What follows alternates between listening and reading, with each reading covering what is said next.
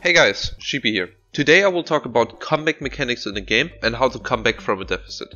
I will illustrate that in our game against G2, where we went ahead 7-0 but sadly didn't manage to close out the game, as G2 is vehemently playing towards their win condition and managed to pull out a win in the end.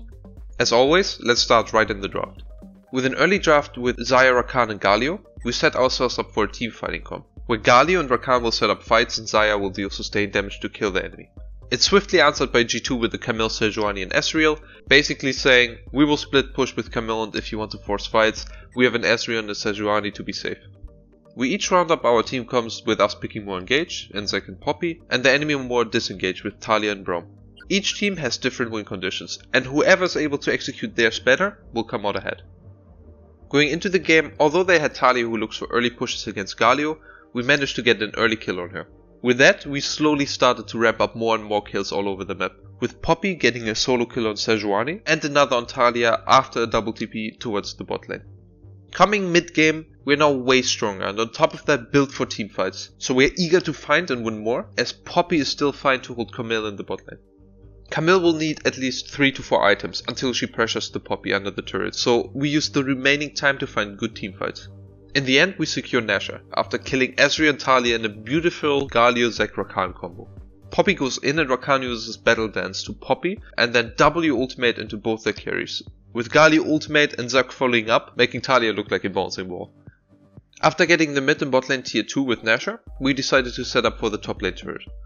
However, after Xayah, Zek and Rakan did not rotate to top lane instantly, Talia was able to cast a great ultimate to secure a kill on Galio, cutting off any help from the rest of the team. With that, they were able to stall the game longer as we waited for the next Nashor to spawn. As the Nashor is about to come up, G2 has a difficult problem to face. Camille isn't quite strong enough to pressure the bot lane turret, and in teamfights they are also losing. So in a lose-lose situation, they tried to all in on Camille and succeeded. They sent Talia bot lane as the Nashor is about to spawn, leaving Ezreal, Braum and Sejuani to contest Nashor and look for a steal. We move towards Baron, and this is exactly where the miracle comeback for G2 happens. 2 plays are going to happen. The Nashor fight, and then the bot lane fight. First, let's look at the Nashor fight.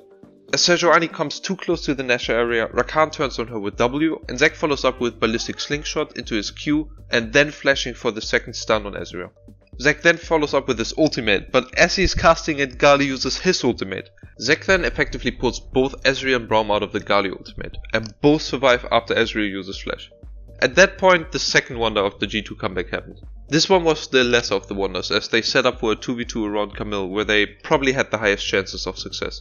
As Poppy is casting her ultimate, Camille dodges it with the ultimate of her own, starting to deal massive damage to Poppy.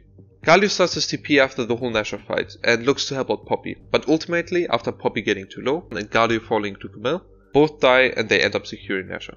Of course, afterwards, G2 still had to fight their way to victory, but it's important to notice the toughest moments and appreciate the play that was made. However miraculously it may seem, it stems from good decisions being made. So in the end, whatever happens, do play towards your win condition, because although harder when behind, it is the identity of your team comp and therefore is the most likeliest to bring you to success. Best of luck in your own games, Sheepy.